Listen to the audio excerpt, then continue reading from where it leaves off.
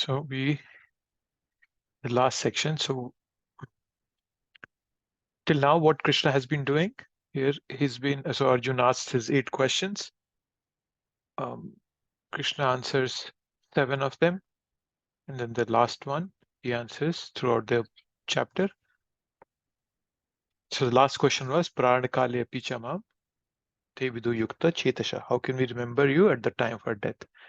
And Krishna talks about yoga mishra bhakti, bhakti which is mixed with yoga practices. And then later on he talked of Shuddha Bhakti, and he also then talked about different comparing material and spiritual natures.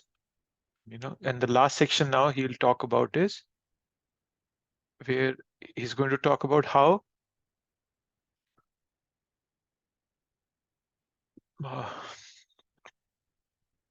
there are other paths also. He'll talk about the other path, but then he will also stress on the fact that Ashtanga Bhakti Yoga is the easiest path. Okay.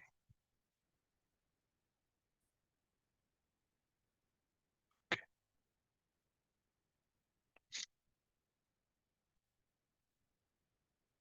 Okay, so let's go to our verses. Anything else that we did last time that you remember? In our chapter, in verses 15 to 22, we covered. Anything that stood out for you in the last class discussion?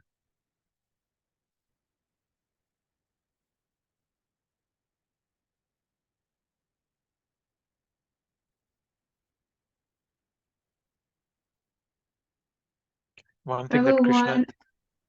Yes, please go ahead, Mataji. One thing that stood out in 1815 for me, how you explain our suffering, the 3 ways that we should see it. It is due to our own karma, and whatever it is, it's usually Krishna is giving us just a minor token, and thirdly, we should tolerate. So that's something. It's such a practical steps that that I'm trying to apply in my life. Thank you. Thank you for highlighting that. Yes. What is the devotee's attitude to suffering coming in his or her life? A materialistic person is trying to fix that all the time. He or she is always trying to fix it, that, oh, I have a problem, I'm going to fix it. But the devotee doesn't necessarily try to fix it, because there's a change, there's a difference in the psychology, as they say, right? If I see that the world has a problem, I will try to fix it. But if I know that the world itself is the problem, then I'll not try to fix it. I'll be more detached from it. And we read in the first canto, 2nd chapter, that the knowledge and detachment comes at the confluence of sincerity and a good sadhana practice, especially japa, our chanting. That's where the knowledge and detachment comes from. And the knowledge is that, as you rightly pointed out, that all is coming because of my own karma. And then it's being minimized. It's a very customized misery that Krishna is giving, not as a punishment, but more as a corrective measure, that fine-tuning that I need to remove the last vestiges of desires from my heart. And despite all what's happening around us, a devotee continues to work on his or her sadhana with humility. He continues to do that because he or she sees that as that everything is coming to me as Krishna's mercy. It's Krishna's benevolent plan to bring me closer to himself. Thank you. Yes. Anything else anybody had on their mind?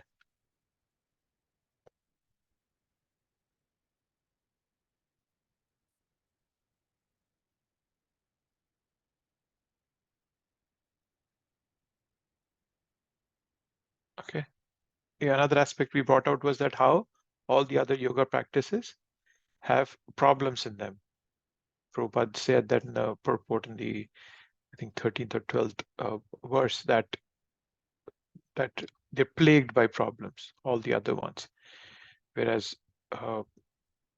Bhakti is not plagued by problems. That was another thing that Prabhupada mentioned. Okay, so now this is the last section of this chapter, where now Krishna is going to talk about more technical aspects. That how do people, earlier he had mentioned that that by yoga practices people could think of the right time to leave this body, and from here onwards Krishna is going to explain that how I shall now explain to you the different times at which passing away from this world the yogi does or does not come back. So this section is primarily about that part, that how Ashtanga yogis, they can define when they leave the body, and then accordingly they can choose an auspicious time to leave the body. And the example that we saw of was Bhishma-dev. He left his body when Uttarayana started happening. Uttarayana is more the winter part, right? So that's the winter part of the year. So he left his body in January, Makar Sankranti. So that's where the Uttarayana starts happening. So Krishna is going to explain those in a bit more detail here. Okay. So best of the Bharatas, I shall now explain to you the different times at which passing away from this world the yogi does or does not come back. So this is the beginning of the discussion about the supremacy of Shuddha Bhakti in attaining the Supreme. Right? First, you will see that Krishna will take a detour. He'll talk of, in the next following verses, he'll talk of Pitrayana, Devayana, he'll talk of different Shukla Paksha, Krishna Paksha. There will be a path of darkness, path of light. So he'll talk about different paths, but after discovering those paths, Krishna will say, choose carefully, right? If such complexity is given, people will obviously say that, oh, Krishna, this is very hard to define, especially in Kali Yuga. I cannot define when I leave my body. So then Krishna will come back to the main point of Bhagavad Gita. He'll say, then you become a devotee and then you don't have to worry about when you leave this body. This is primarily the summary of this section that we're going to finish up. So there is a word being used here. What is that? Kalam. Kalam is the word. Kal Prabhupada transferred this as time. It's time. So at least in this section, there'll be mention of many such things. So they all are deities that guide the journey of the soul when one dies. And first one is Kal, which is going to be talked about here. And Kal, as we know, is time. So when we start looking at the purport, Prabhupada immediately jumps on the essence of Bhagavad Gita.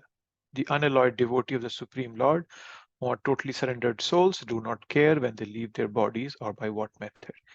So it's very interesting to see how Prabhupada is presenting his purports in Bhagavad Gita. Right? We read about the word unalloyed devotion. Right? It's Anya Abhīṣṭa Shunyam Gyan Karmadi Anavritam. Anya Abhīṣṭa Shunyam. So an unalloyed devotee, there is no other desire. Anukulena Krishnanu Shilanam Bhaktir Uttama. So Anukulena Krishna, favorable to Krishna. So when one renders loving service to Krishna favorably and without desire for material profit or of fruitive results or any other, without getting entangled in fruitive activities or philosophical speculation, that is called unalloyed devotion. Okay. So Krishna is now in this section is going to unify the diverse Vedic concepts. There are so many Vedic concepts given in our Shastras, Vedas, Puranas. Die this way, leave your body this way, raise your chakra, the energy through the chakras. All that has been given, right? So, but then Krishna will unify everything, bring it to one point, and he'll tell how devotional service is important. Yes, and that's the essence that Prabhupada gives in every single purport that he talks about. So if you look at let's quickly look at the bird view of Bhagavad Gita till what we have read till now, right? So as we have talked about in the past, that Bhagavad Gita is presented for everybody. Krishna has spoken Bhagavad Gita in an intelligent way, so that nobody is left out. He wants to address everyone. In a very subtle way, he's building up the discussion towards bhakti. First chapter was Duryodhana and Arjun speaking, so that's there was no Krishna there. Second chapter, when Krishna starts speaking, he talks about soul, and Krishna doesn't explicitly bring himself into the picture as he's giving technical knowledge, but still he brings in the concept of God there. The last towards the end, the last verse of Bhagavad Gita, Krishna begins, right? Esha Brahmi Sthitya and Partha Nainam Prape. So he's talking about Brahmi Sthita, which is more of a spiritual life, a more spiritual life, right? So live a spiritual life towards the end of that. And in that also Krishna brought a concept of God, but not necessarily himself. He didn't present himself as God. Third chapter comes in, Krishna starts talking about yagya, prescribed duties, controlling lust. So the purpose is that these things will help you live a spiritual life, right? He's giving a motivational speech towards the end of third chapter by saying that you're transcendental, right? So your transcendental nature, don't fall for the trap of this lust. So he's building upon the thought process he had started, that you're a soul. So engage in a spiritual lifestyle, become transcendental to all the lust, etc. And then he comes to the fourth chapter, where he brings himself into the picture now very clearly. Now, Janma karma che me divyam evam yoveti tatvada. Whoever knows my birth and activities will become liberated. And then he tells what his purpose is. Paritranaya sadhuna vinashaya chatushkrita. So that's the fourth chapter where now Krishna has brought himself. So initially being far, right, he's talking about a godly way of life, spiritual way of life. He condenses it further. Now he talks about, do your duties, control lust. That's how you live a spiritual life. And then being more focused, that you have to think about me in spiritual life. Fifth chapter, he brings karma yoga. Then again, towards the end of all that, he says, Bhoktaram Yagyatapasam, Sarvaloka Maheshwaram. That think about me as the Bhoktaram Yagyatapasam if you're looking for peace. Then again, sixth chapter comes in, he talks of Ashtanga Yoga. We talked of Yama, Niyama, Asana, Pranayam, and all that. But that culminated in Yogi Namapi Sarvesham Mad Gate Nantarat. Mad, me. Right? Seventh chapter again, when we finish, he again brought in Sadi Bhutadi Deva Mam again me. So talking from a much bigger perspective about philosophy, you're not a body, you're a soul, bringing it closer to living a godly life, further bringing it closer and focusing on himself, and then eventually bringing it to bhakti. That's what Krishna is doing here. But the reason I was giving you this big overview was Prabhupada is not bound by this. Okay, Prabhupada understands the heart of Krishna. He knows what Krishna wants. Prabhupada is a pure devotee, and he knows what the real deal is, right? So that is why Prabhupada in every purport brings his essence right in the purport. Some people even say that to Prabhupada. And when Prabhupada was around, they would say, Swamiji, you brought Krishna even in verses where he himself is not mentioning himself. And Prabhupada would very smartly reply back that you people have removed Krishna even where he is, so I have to do the opposite to balance it out. So because many people, when they present Bhagavad Gita, they completely remove Krishna out of the picture because they have pride, they have a desire for their own sense gratification, praise for themselves. That is why they remove Krishna out of the picture. So Prabhupada knows the essence, so he brings bhakti in every single purport. So he starts right here. Even though Krishna here is talking about a very different aspect, he's talking about how people live at different times and how they can attain to higher ways of life and higher planets. But Prabhupada again brings back to bhakti. So as we all know, there are not many things under our control. So why waste time in other things and be old and burnt out by the time we come to realize the truth of bhakti? Why should we do that? Devotees leave everything in Krishna's hand, right? Because we don't know what's going to happen to us. Anything can happen to us at any time. A volcano might erupt in my background sometime. I might get fired out of my job because my boss wants to hire his own daughter for that position or something of that sort. I'm just making up things. So anything can happen anytime, right? But we can always invest in service, devotional service. That's our prerogative. We have that option. Many things are not under our control, but offering our self in sacrifice is in service is under our control. So that's important, right? That will deepen our appreciation for bhakti and deepen our appreciation for our own selves. We'll develop self-respect. And that is why Prabhupada brings this right in every purport, because that is the essence. Nowadays, you must have read this. we have been constantly over the past 15 years, honestly. I saw a survey recently in 2000, year 2000, our average attention span was 12 seconds. Obviously, if there's something that deeply interests us, our attention span will be more. But on an average, when we are something that is not very highly interesting for us, our attention span is only 12 seconds. And from 2000 to 2015, the attention span fell down from 12 seconds to 8 seconds. And just for reference, a goldfish has an attention span of 9 seconds. So we have gone worse than that. And overall, even for things that interest us on the internet, when we watch a video, our attention span doesn't go beyond 2.5, 3 minutes. That is why nowadays the shorts and reels, they are such a success, because they are capturing our attention. And our earlier, if you sit down to watch a video, after 3 minutes, your interest will go down. And but then nowadays, if you just keep swiping, going from one reel to another, your interest never goes away. So you're practically glued to the screen. I'm practically glued, not just you. I'm not sure about you, but I get glued to it. So it's very necessary for us that we have the essence at our fingertips every time. Reason being, that is why Prabhupada, understanding how the Kali Yuga is progressing, he presented the Bhagavad Gita in such a way that even if somebody reads one page of it, they know the essence of it. Yes, that's the purpose. I just wanted to, I might have mentioned this in the past, but I wanted to bring it back again, that there is a very specific reason why Prabhupada brings out bhakti in every single purport of his, even though now Krishna is talking about a very different thing here. Okay, so now coming to the technical aspects. Krishna is mentioning Agnir Jyotir Aha Shukla Shanamasha Uttarayanam Tatra Priyata Gachanti Brahma Brahma Vidojana. Those who know the Supreme Brahman attain that Supreme by passing away from the world during the influence of the fiery god, in the light, at an auspicious moment of the day, during the fortnight of the waxing moon, or during the 6 months when the sun travels in the north. Okay. So the word ayana, what is that word? Uttar ayanam, ayanam. So ayana word. So uttar is, as we know, north. Ayana means journey.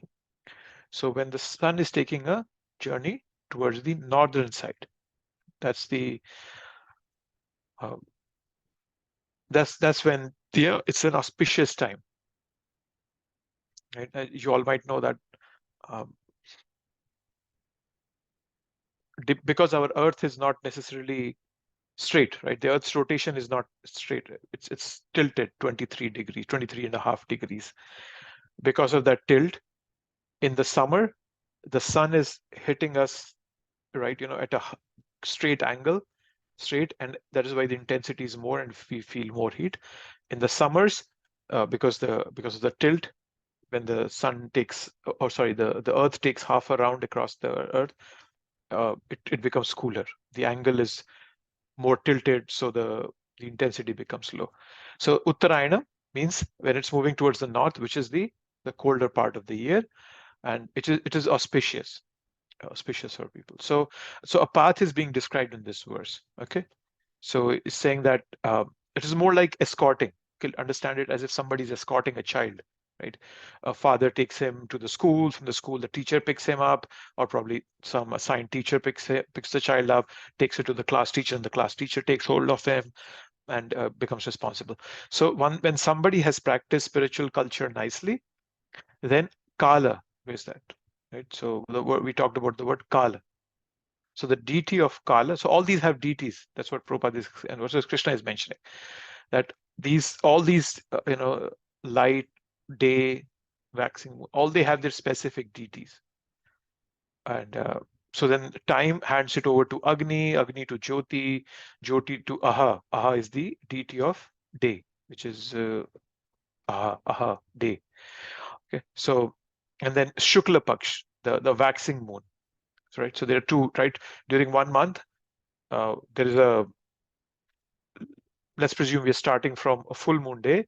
Half of the month will be where the moon will be decreasing in size, okay, and which is waning moon. And then the remaining part of the month is where the moon is increasing in size, which is waxing moon. So the Shukla Paksha is waxing moon, Krishna Paksha is waning moon, okay, is decreasing. So each month, so every fortnight that happens. So there's a DT of that. So there's a DT for that part also, and then there is a DT of Uttarayana. Okay, so the soul is being escorted to higher and higher abodes. And from there, the soul goes to Brahmaloka. We've talked about the different planetary systems. I talked about you, and I thought I had a picture of it. I just saw that. Give me a second. Right, we've seen this picture right here. So Bhurloka is where we all are. Bhuvarloka, Swargaloka, Mahajana, Tapa, Satya. This is Brahma's abode. So because the person has been performing in an auspicious, has been doing auspicious and a more spiritually conscious lifestyle, you can say, not necessarily devotional, but spiritually conscious could be. The person is carried by the deities to the upper planetary systems, up to Lord Brahma's abode, you can say. And from there, he can even go back home, back to Godhead, right? Spiritual world, if he's a perfected yogi, right? So that's the essence here that's being given to us, that all these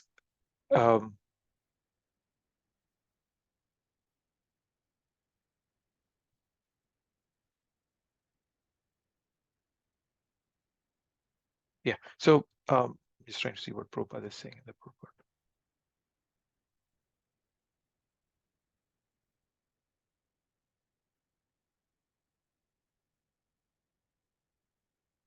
Yes. So yes. So so these deities, they can take the person upwards, right? So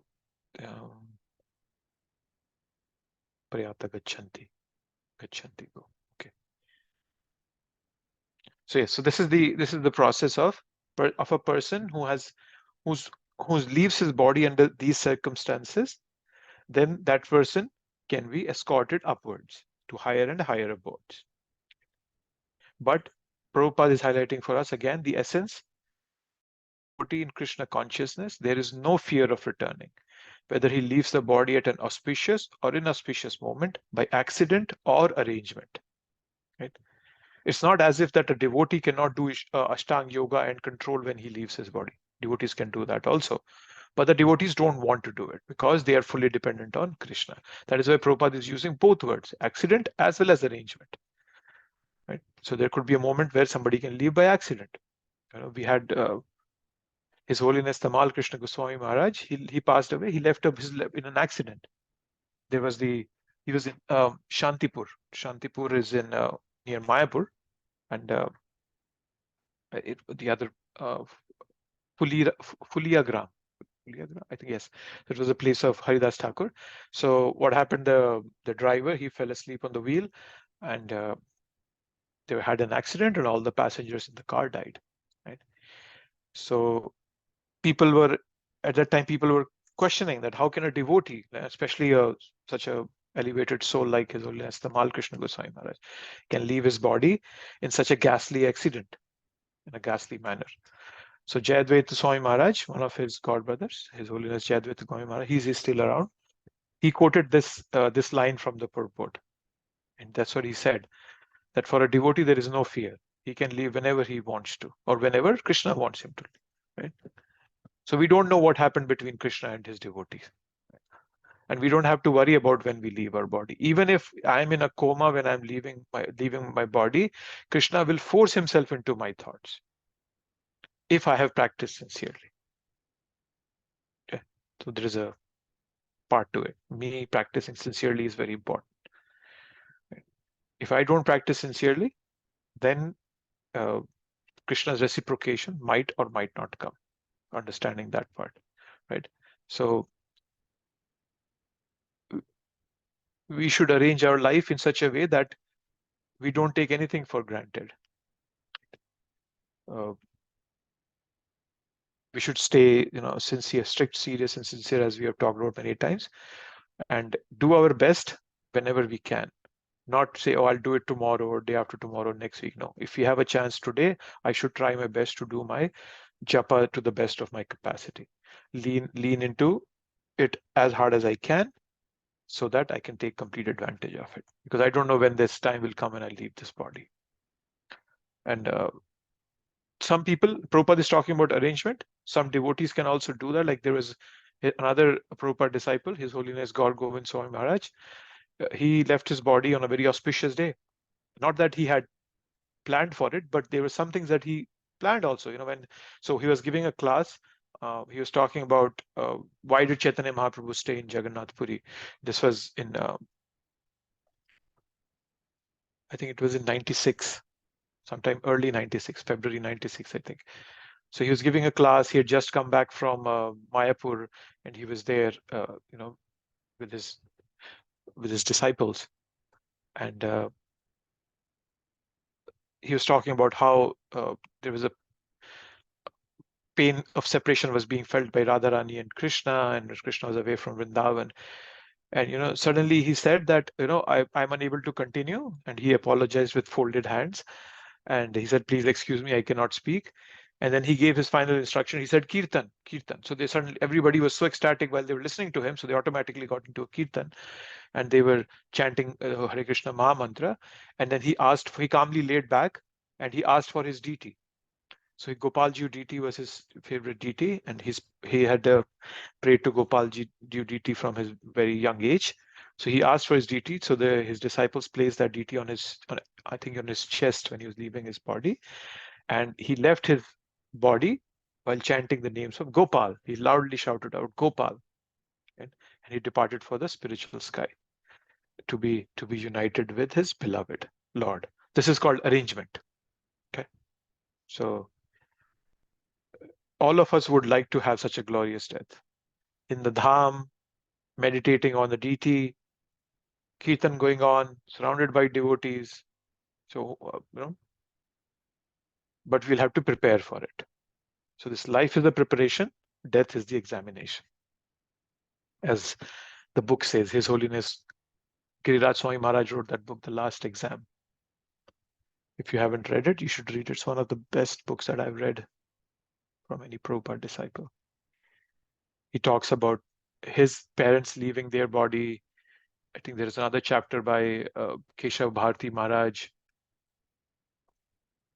Yeah, so I think there are at least two chapters where they have given a very and Maharaj has talked about some of his disciples leaving their body also in there. So how they prepared for it and for the exam, the last exam. So that's the so Prabhupada is highlighting the essence here that a devotee can leave either by accident. I gave the example of His Holiness Tamal Krishna Maharaj, or by arrangement. You can say His Holiness Gaur Govind Swami Maharaj could, in one sense, arrange for kirtan, for his deity. Then he was in the dham, so all that. So, but for a devotee, either thing is okay. It doesn't have to worry about it.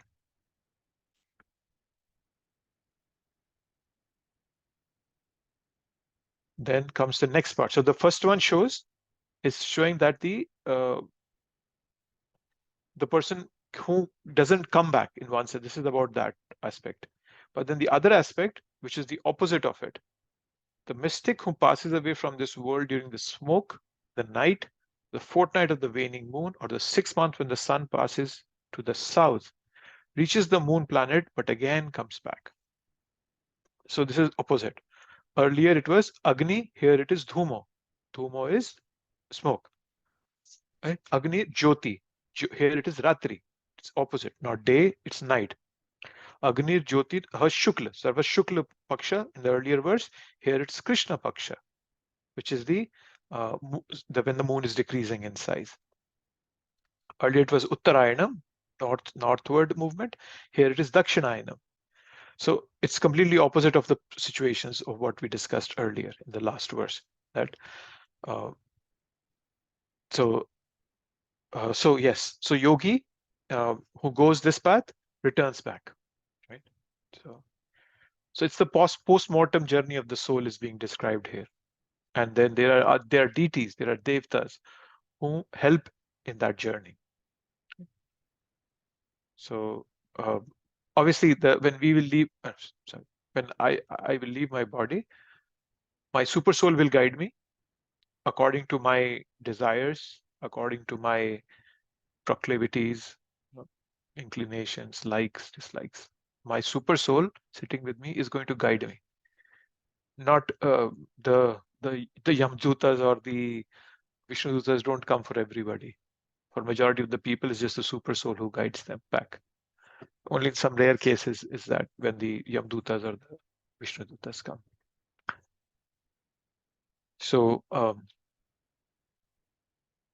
yes, so I'll take up another body accordingly.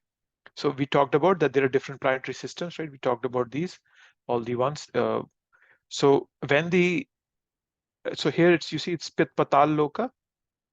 I'm not sure if you can see my cursor, but the lowest more planet is Patal Loka. Below the Patal Loka are the Nark Lok and the Pitar Lok.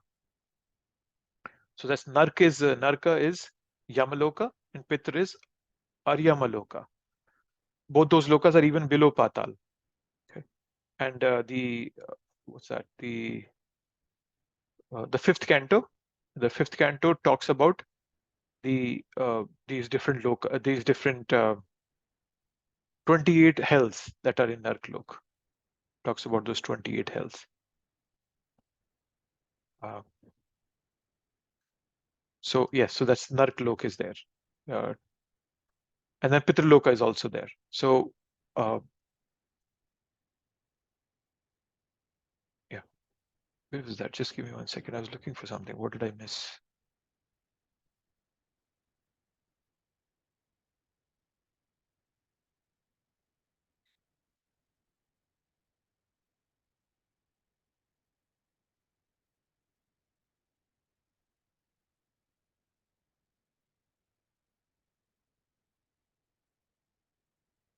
Okay, so no, I think I'm just getting a bit confused here. Yes, okay, so depending on our karma, when we go to Yamaraj gives a judgment, and then we go to the according to our work, wherever we might go, probably I might go to hell to suffer a bit, and then I'll come back again to this planet.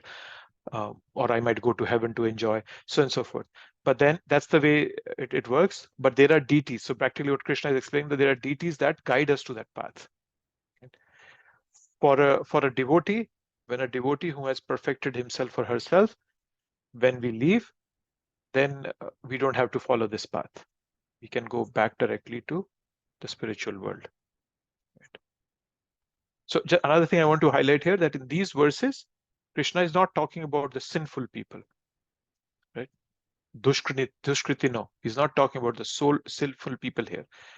For the sinful people, Krishna very clearly says in the 16th chapter, we'll read it when we come there, that Tan aham dvishta kruran sansareshu naradhamam shipami ajasham ashubham asuriv eva yonishu. So people who are asuri, who have a demoniac mentality, they are perpetually cast into various demoniac species of life. So they are very, and the word Krishna uses in that is ajashram, which means perpetually. Perpetually means forever, kind of, in one sense. So people who are really very envious and mischievous, they're the lowest among men. They go down and into the lower species of life. But what Krishna is talking about here, he's talking about yogis. Okay? So yogis here, they are not necessarily devotional. They still think that, oh, I can figure it out. I'll leave my body at this time. And some might be able to, some might not be able to. But if those people, even though they are not of that demoniac mentality, but then there is a very good probability that they might or might not come back here. So the success rate is 50-50 for them. And even the success doesn't mean that they'll go back to Vaikuntha. It means more like they'll go to the higher planetary systems and they'll go to probably the Brahmajyoti, the impersonal aspect. But going to the spiritual world only happens when they'll become devotees. So I just wanted to highlight that. So these verses don't talk about sinful people. They're talking more about people who are yogis. They are doing more of things according to scriptures, but they still have some desires in their heart. Talking about those people. And Prabhupada brings out the aspect of the moon here, that elevated souls live on the moon for about 10,000 years by demigod calculations and enjoy life by drinking somaras. They eventually return to Earth. This means that on moon there are higher classes of living beings, though they may not be perceived by our gross senses. So yes.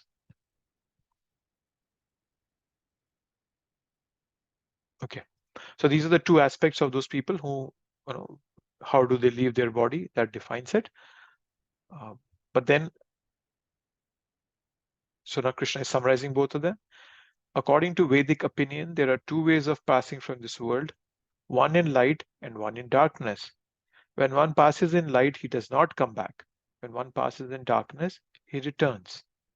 So if one goes by one way, he doesn't come back. When he takes the other way, he comes back. Right? Shashvate, the word Shashvate here, Jagata Shashvate.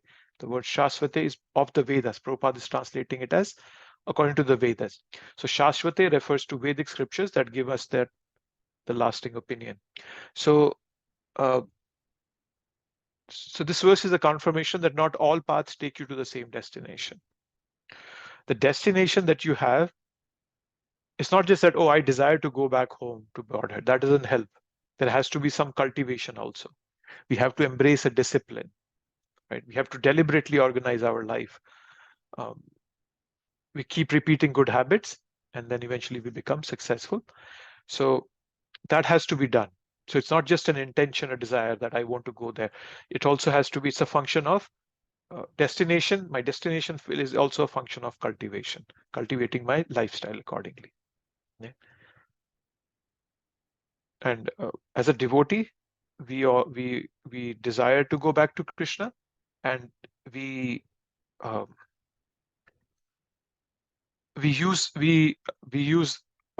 on our capacity by associating with the right kind of people, devotees who have a desire to serve Krishna. We follow the path shown to us by acharyas, and then we pray hard so that Krishna's mercy can pour onto us. Those who are fruitive laborers and philosophical speculators from time immemorial are constantly going and coming. Actually, they do not attain ultimate salvation, for they do not surrender to Krishna. So they are coming and going. Coming and going means then they go to the higher planetary systems, but then they fall back here. Okay. They do not attain ultimate salvation because they do not surrender to Krishna.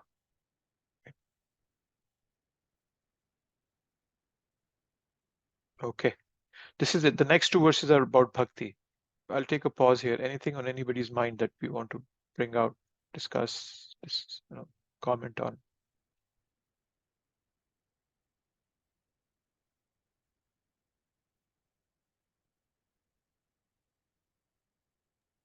So, Prabhu, in verse 26, Prabhupada said, of the Vedas, but when one lives by day or night.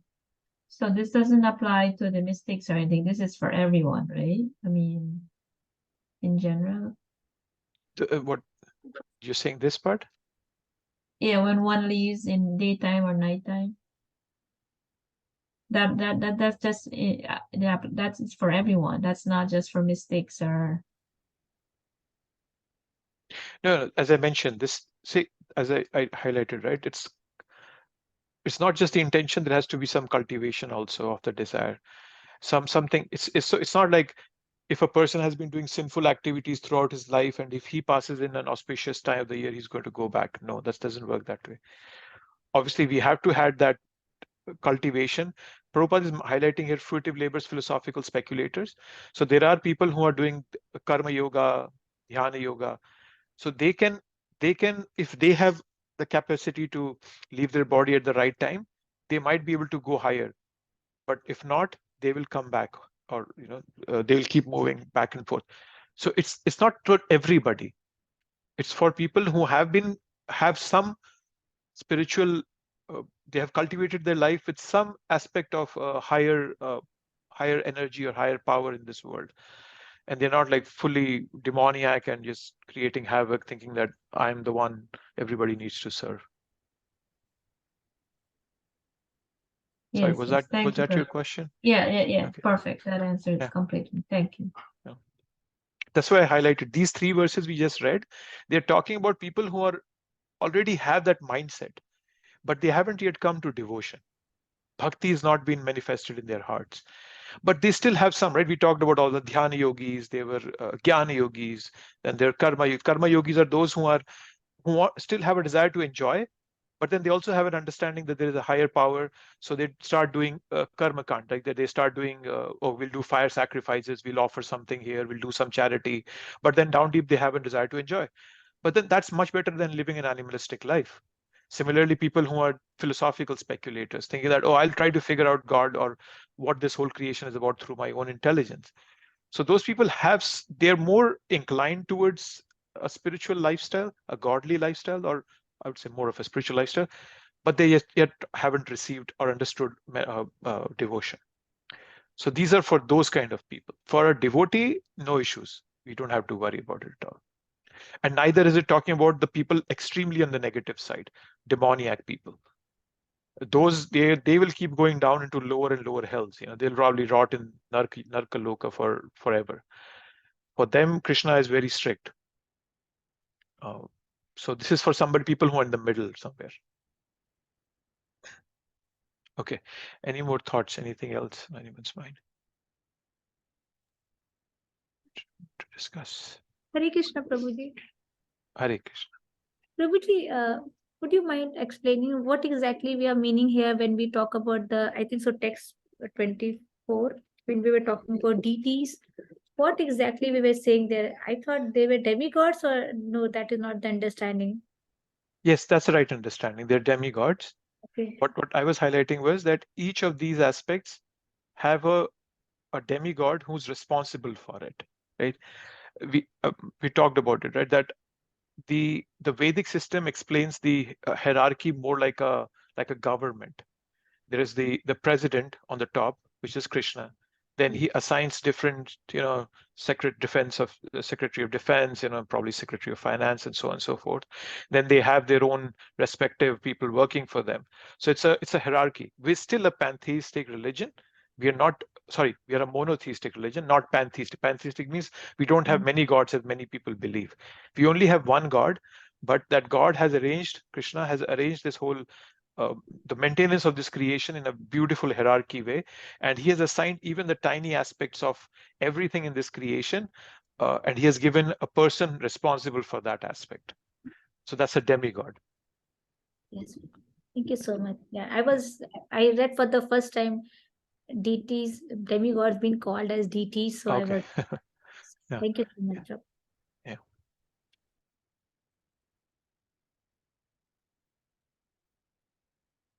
And many of these, I think it makes sense to bring it up. Most of these are more like positions in the government. For example, the sun god, it's like Vivaswan, right? We talked about in the 4th chapter. Krishna says, I gave it to Vivaswan, the knowledge to Vivaswan. So Ikshvaku gave it to Vivaswan.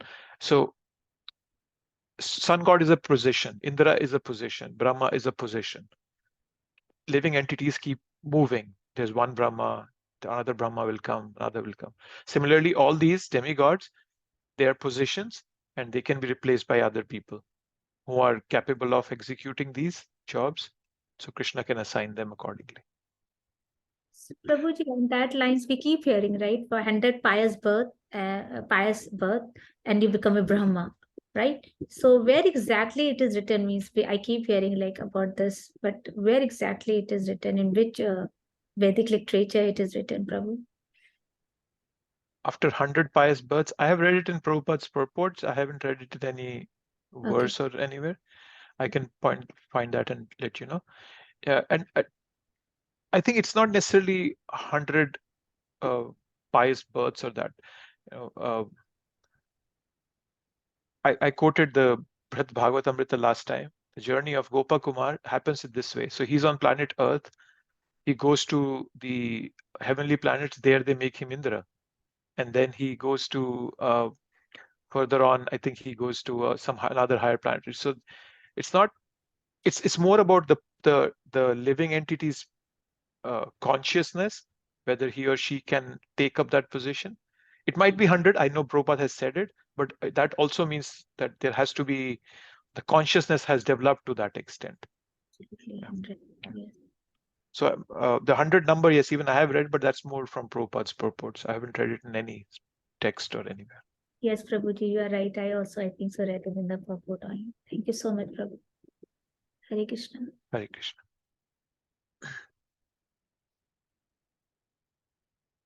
But the essence for us to learn here will be given in the last two verses, but Prabhupada, as I said, is already giving it. We don't worry at all what time we leave our body. Morning, evening, night, day, whatever it may be. Devotees are always thinking about how to live their, how to serve Krishna. Prabhupada was a living example of that. That is why he was an acharya. He was walking the talk. When he was leaving his body, and you all must have read it already, the last 10th canto, 14th chapter of Srimad Bhagavatam was what Prabhupada was translating when he left his body. And you can read the purports. And you might have even seen videos where Prabhupada he's like practically so thin that you can see his bones, and his eyes are closed, but he's still mumbling something. So he's reciting he's speaking what he wants to be written in the purport. And his purports are so clear. They're very clear.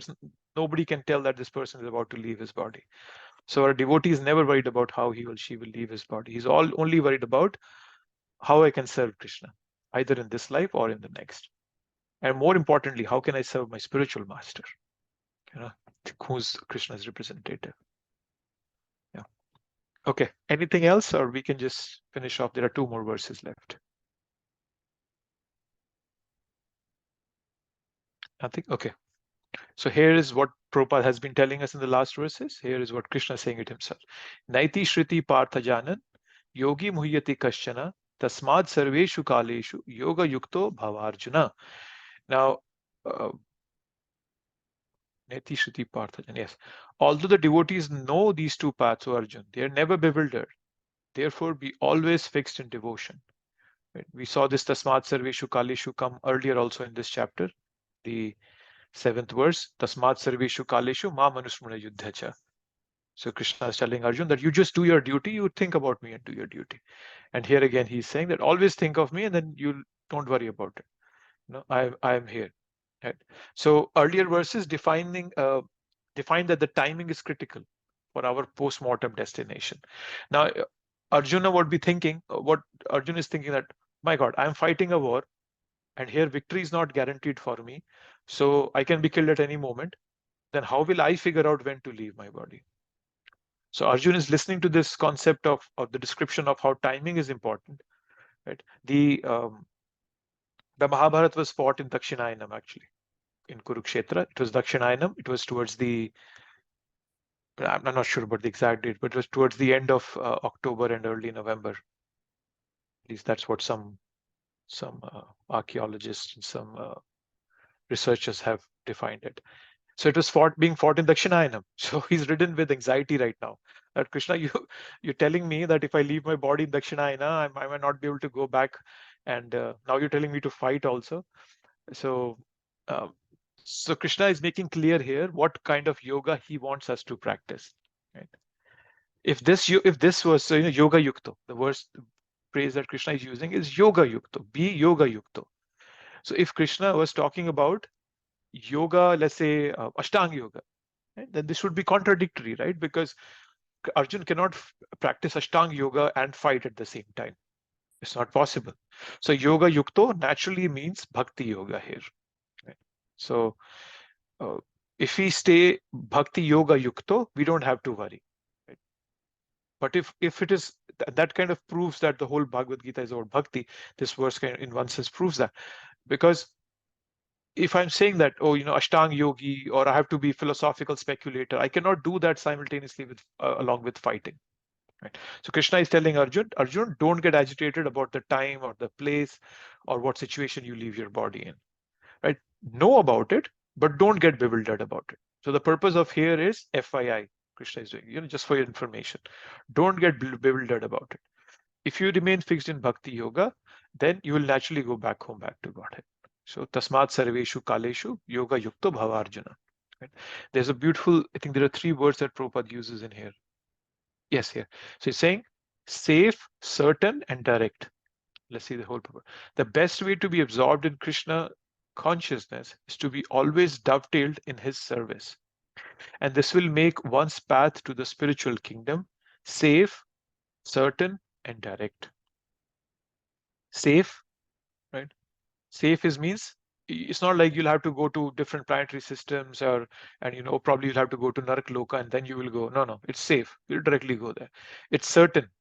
It is going to happen for sure, right? And it's direct. There is no stoppage in between. There is no not like, oh, from here I have to. So safe means you're protected from going into the lower planetary systems, hellish planets.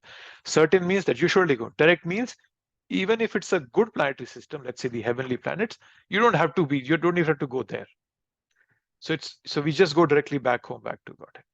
And I've read Prabhupada say this in other places, that when a devotee who has succeeded in his life and attained Krishna Prema and is going back home, back to Godhead, all the demigods, they come and shower flowers on him or her. They praise him or her because that person is successful. He has made it. So the demigods come in and appreciate that person's effort and success in bhakti. And I've also heard that when you go back, you sometimes have a choice what you want to see when you're going back, because just understand, it's like a journey you're taking, right? You're just going upwards. And when Gopakumar was going from I think some heavenly planets upwards, he saw that many demigods at different he was able to see the planetary systems. And even when Dhruv Maharaj was going back, he saw all the different planetary systems and their proprietors paying obeisances and prayers to him. So we also will get a chance when we're going back to spiritual kingdom. When we all are going, you can ask what you want to see when you're leaving. Somebody might say, I want to see what is the outcome of all my service. Have I been able to help anybody in this world? So you can ask whatever you want. But that's so probably I got distracted there. But yeah, so it's safe, certain, and direct. The path is safe, certain, direct. So we don't have to worry about that. Right? If you have perfected your life, you'll be welcome back home. Right?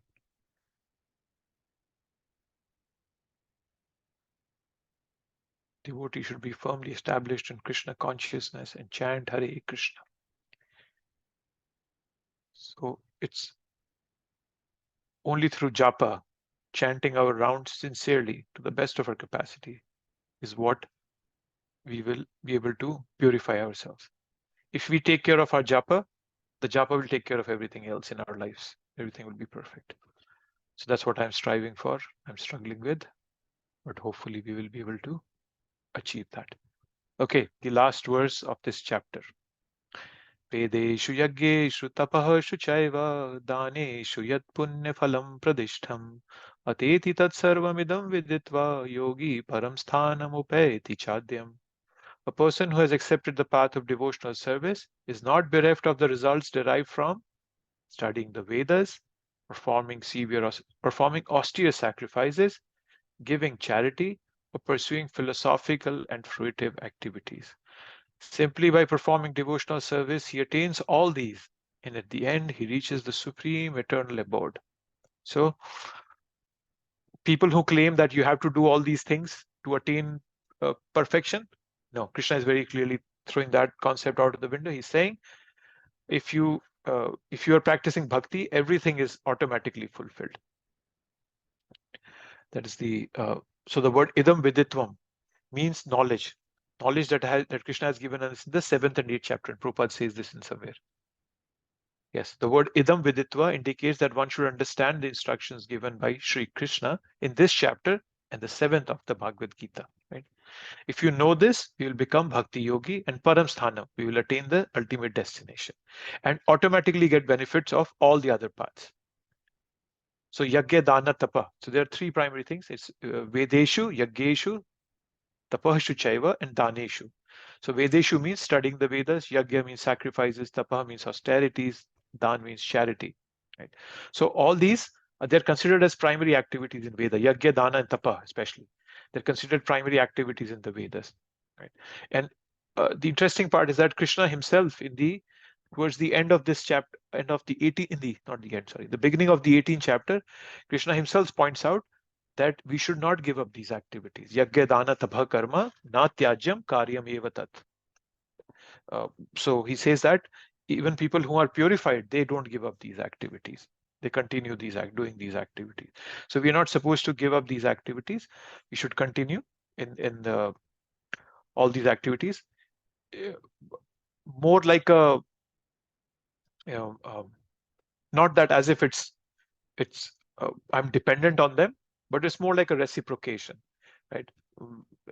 I mentioned this. There are two ways a devotee lives: paramarthika and vyavaharika. So vyavaharika means we live according to our surroundings. We don't try to just stand out as, oh, I'm a pure devotee, you all can get lost. No, we continue doing it, but we're not dependent on it. Why? Because we are connected with Krishna. Right? We're connected with Krishna. So one will get results of all these, yagya, dana, tapa, and get the ultimate goal. The yagya, dana, tapa, if it is without bhakti, it can take us to the heavenly planets, but not beyond that. So these yagya, dana, tapa, they all have been given to us to come out of the animalistic life. Dharma, the word dharmena hina pashubhi samana. Prabhupada quotes this verse from Hito Upadesh.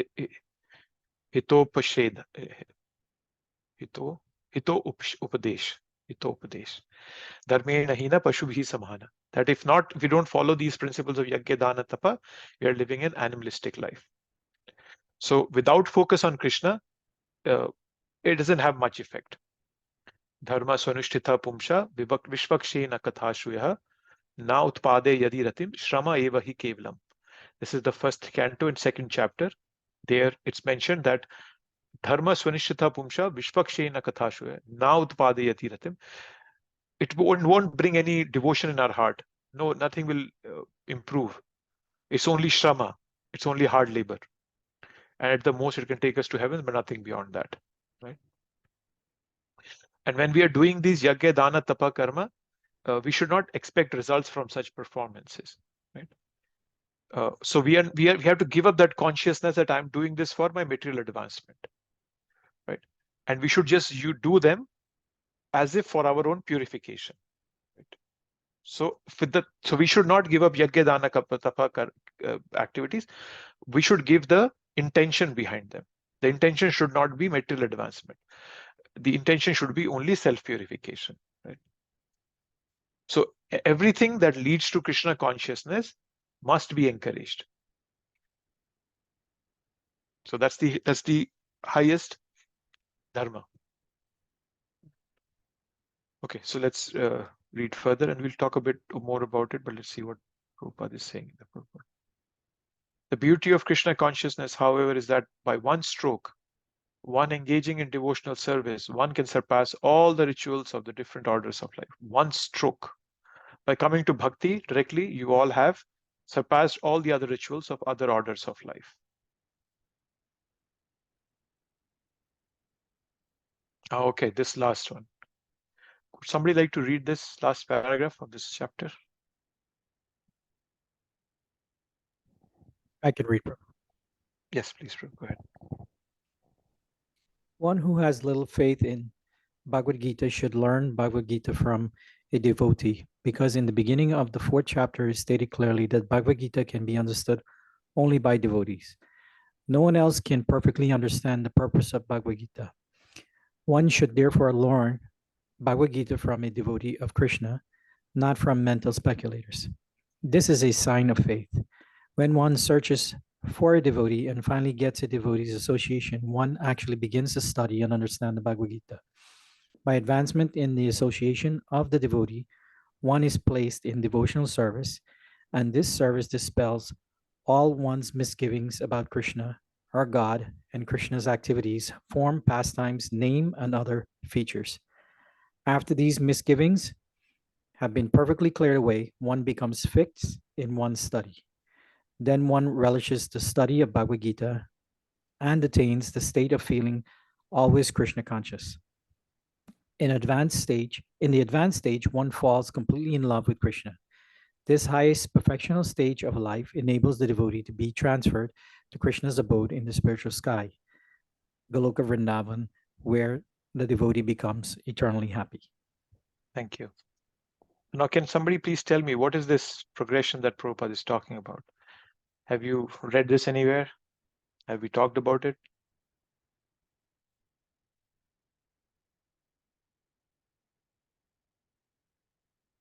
Prabhuji, they're talking about the yoga ladder.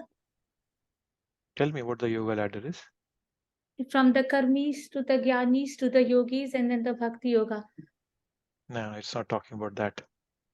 Something else. We have read this many times. Tell me, what is Prabhupada talking about here? I think you should be able to pick up from the words. Sorry, is it the disciplic succession? No, it's not the disciplic succession Okay. either. We read this. This was one of the first things we read in the Nectar of Instruction. How did we divide the Nectar of Instruction? What were the things that we divided it into? So let me give you a hint. It starts with Shraddha, faith, that Prabhupada is talking about. 9 stages of devotional service. 10 Yes. stages. Right? And Nine. next to the prema, 10 stages. Yes. Yeah. So if you see, Prabhupada starts talking about faith. That's Shraddha. Then he talks about learn from a devotee of Krishna. When one searches for a devotee and finally gets devotee association, that's Sadhu Sangha. And then by advancement, one is placed in devotional service, which is Bhajan Kriya, when we start doing devotional service. And then all his misgivings about Krishna are dispelled, which is Anartha Nivritti. All the knots in my heart dissolve. Right? That's Anartha Nivritti. What happens after that? One becomes fixed in one study. That becomes Nishtha.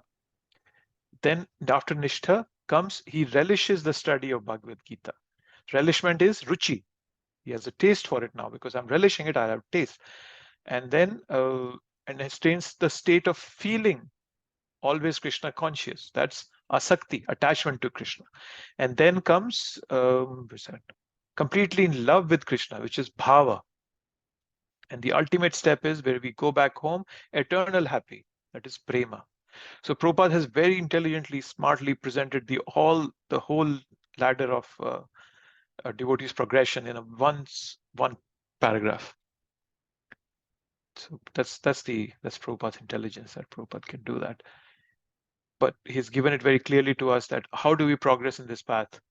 And the reason he's giving it in this last verse is to tell us that bhakti is the essence. Don't try to worry about yagya, dana, tapa, reading the Vedas. I meet so many devotees when we go out for book distribution, especially Western devotees who say that, oh, I'm reading this Veda, or I'm looking for this Purana, or this something of that. You can read everything, but if you don't have bhakti, all this is not going to be of any much help to you.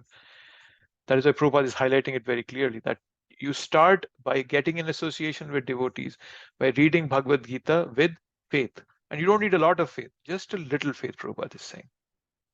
Right? So faith is basically, if you see in a layman term, if you have to explain faith to somebody, faith means that there is something for me to know. Okay, I'm not all-knowing. So that's basically faith is. So it's much better than curiosity. Curiosity means that I know everything, but still I'm interested in knowing what you are telling me. But faith is a step higher. It means that I don't know everything and I want to know it. If you have that faith and you connect with people without envy, your whole process has begun. Shraddha has happened. So you'll move on the path further. So this is the end of the chapter. And the concept of yagya, dana, tapa is important. So I just want to quickly mention a couple of things here. So the reason we don't give up these processes is because we are, as I mentioned, we are living in this world. Okay, and so the soul, I am as a soul, I am interacting with this creation at 3 levels. One is at a body level. I'm interacting with this body that I am in. I'm interacting with the society I am in. And then broadly, I'm interacting with the nature, with this nature, right? And in every circle, we have to live in harmony. As long as I'm in this body, I have to live in harmony with everything. I don't want to indulge indiscriminately. So when I don't indulge indiscriminately, I'm not overeating or eating nonsense stuff, I'm doing some sort of austerity. Nowadays, you see society, people moving towards veganism. So that's austerity in one sense. So they are doing tapa. So tapa is for when I'm interacting with this body. How do I harmonize with the society? Is through dana, charity. And how do I interact with this nature, with this creation? Is through yajna, through sacrifice, right? If I'm all the time in sensory pleasures, and thinking about myself, everything is for me, then that concept of yajna, dana, tapa is lost. So we always have to live in this consciousness that I'm a part of this world. As long as I'm here, I have to, follow some rules and regulations. And it also purifies me, and I see it as a purificatory process. This yajna, dana, tapa. We see so many things, right? Environmental. There are people who are worried about the environment. There are people who are turning vegans, doing yoga, mindfulness. They all indicate that people are moving towards sattva. But then again, if it doesn't increase compassion in our hearts, then all of this can be useless. Right? So we have to do all this with a sense of purification in our mind. Yajna, dana, tapa. So the essence of this process of yajna, dana, tapa is to give away something that we want for ourselves. So I give it away. So it's a sense of sacrifice is there. So how do I reciprocate with the three levels of engagement I have in this world: body, society, and nature? But in bhakti, we go to the root of all. Right? Everything is automatically served. And how does that happen? Is when I become in a mode of goodness, I will automatically start interacting with other people in a mode of goodness. I'm no more just thinking about myself. Everything is for me. No. Compassion has developed in my heart by doing bhakti, by serving Krishna. Krishna from within my heart has been purifying me, cleansing my heart. And then I start interacting with this creation in the proper way. So all of the yajna, dana, tapa is taken care of when I am in bhakti process. And even Narad Muni says this in the 4th canto, that when you water the roots, yatha taror mool nishechanena trapyanti tatskando bhujopashakha. That when I water the roots, the tree, the trunk, the leaves, everything is automatically taken care of. Food is supplied to them. So, so we understand that whatever we are interacting in this world is through Krishna. So when we serve Krishna, I can also reciprocate with other living entities, and in a Krishna conscious manner. And the devotees do it to maintain that balance and do it as self-purification. Right? So that is why sannyasa in this Kali Yuga is forbidden. We don't sannyasis, because Mahaprabhu himself said that sannyas is forbidden in Kali Yuga. But the kind of sannyas he was saying is karma sannyas. Karma sannyas means you give up everything and you go to the mountains. Mayavadis do that. What Prabhupada gave us, not us, not necessarily me, but what Prabhupada gave, when Prabhupada converted people to sannyasis, those people are still active in their services, but they were using everything for Krishna's service. So there's a difference in what kind of sannyas is forbidden and what kind of sannyas Prabhupada was given to the people in general. So I think that's it. Yes. Yeah, that's all here. I won't start the 9th chapter yet. Anything that's on your mind that you want to bring out? We wrapped up the chapter here. Nothing? Okay. Okay, Mati, you can pause the video.